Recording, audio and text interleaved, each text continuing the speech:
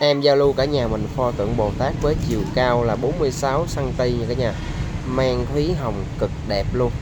Đó, em giao lưu cả nhà mình là 1.900.000 nha cả nhà. Em giao lưu cả nhà mình pho tượng Quan Âm dòng gốm Kutani của Nhật Bản nha cả nhà. Mang gấm vẽ vàng với chiều cao là 34 cm.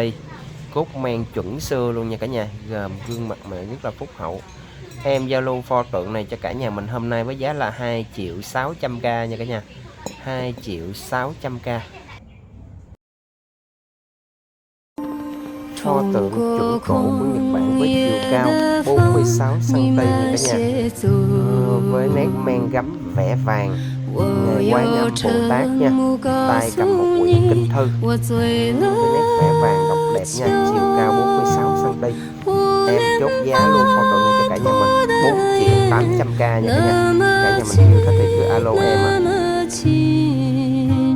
连风都听不到，听不到。